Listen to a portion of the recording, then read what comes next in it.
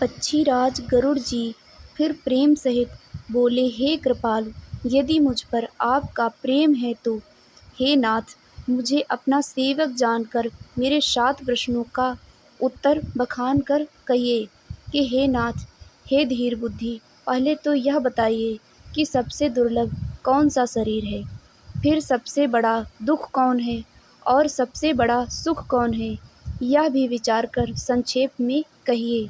संत और असंत का मर्म भेद आप जानते हैं, उनके सहज स्वभाव का वर्णन कीजिए। फिर कहिए कि श्रुतियों में प्रसिद्ध सबसे महान पुण्य कौन सा है और सबसे महान भयंकर पाप कौन है। फिर मानस रोगों को समझाकर कहिए, आप सर्वज्ञ हैं और मुझ पर आपकी कृपा भी बहुत है। कागभूषुंडी जी ने कहा, हे तात, अत्यंत आदर और प्रेम के साथ सुनिए, मैं यह नीति संक्षेप से कहता हूँ। मनुष्य शरीर के समान कोई भी शरीर नहीं है।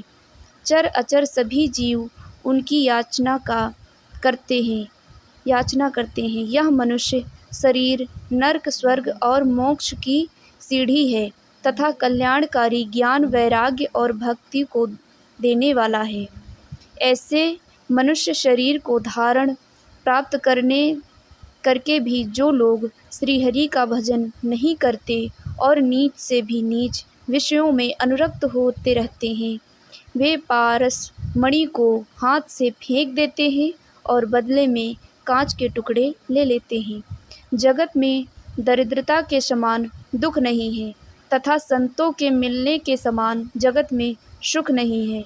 और हे पक्षीराज, मन, वचन और शरीर से परोपकार करना यह संतों का सहज स्वभाव है। संत दूसरों की भलाई के लिए दुख सहते हैं और अभागे असंत दूसरों को दुख पहुँचाने के लिए कृपालु संत भोज के वृक्ष के समान दूसरों के हित के लिए भारी विपत्ति सहते हैं, अपनी खाल तक उधड़वा देते हैं। किंतु दुष्ट लोग उनकी भांति दूसरों को बांधते और उन्हें बांधने के लिए अपनी खाल खिंचवाकर विपत्ति सहकर मर जाते हैं। हे सर्पों के शत्रु गरुड़ जी, सुनिए। दुष्ट बिना किसी स्वार्थ के सांप और चूहे के समान अकारण ही दूसरों का अपकार करते रहते हैं।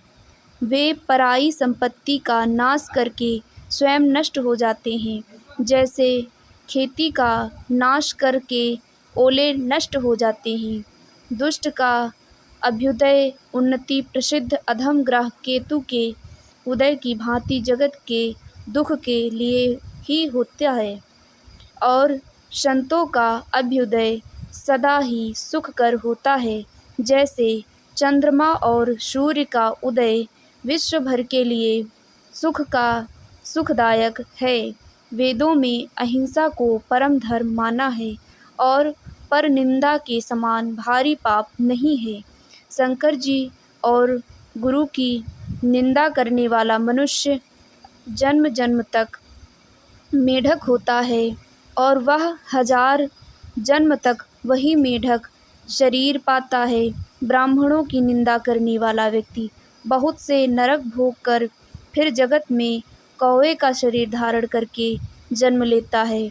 जो अभिमानी जीव देवताओं और वेदों की निंदा करते हैं, वे रौरव नरक में पड़ते हैं। संतों की निंदा में लगे हुए लोग उल्लू होते हैं, जिन्हें मोह रूपी रात्रि प्रिय होती है और ज्ञान रूपी सूर्य जिनके लिए बीत गया अस्त हो गया रहा है।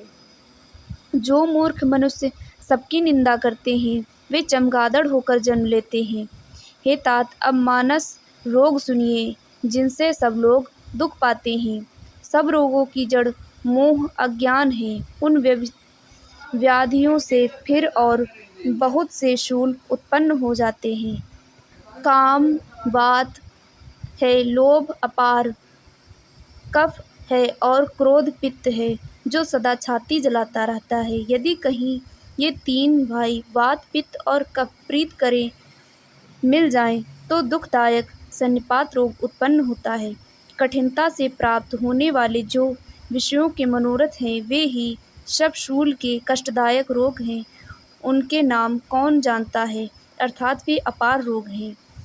ममता दाह है, ईर्ष्या डाह है, खुजली है, हर्ष विषाद गले की रोगों की अधिकता है। पराये सुख को देखकर जो जलन होती है वही क्षयी है। दुष्टता और मन की कुटिलता ही कोढ़ है। अहंकार अत्यंत दुख देने वाला गांठ का रोग है। दंभ कपट मद और मान नसों का रोग है।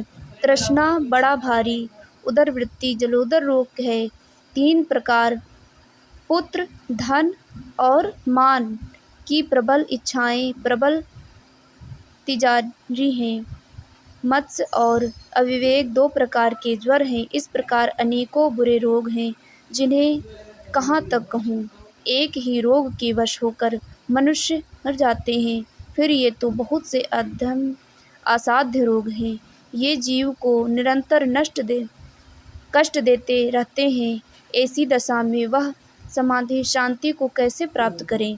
नियम धर्म आचरण उत्तम आचरण तप ज्ञान यज्ञ जप दान और भी करोड़ों औषधियाँ हैं, परंतु ये हे गरुड़ जी उनसे ये रोग नहीं जाते हैं। इस प्रकार जगत में समस्त जीव रोगी हैं, जो शोक हर्ष भय प्रीति और वियोग के दुख से और भी दुखी हो रहे हैं।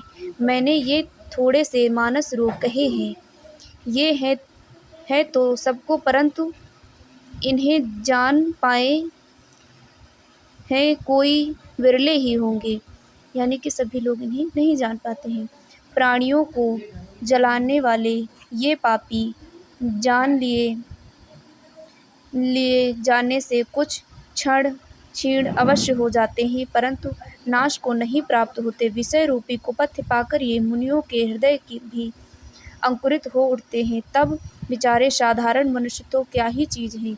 यदि श्री रामचंद्र जी की कृपा से इस प्रकार संयोग बन जाए तो सब वे रोग नष्ट हो जाएं।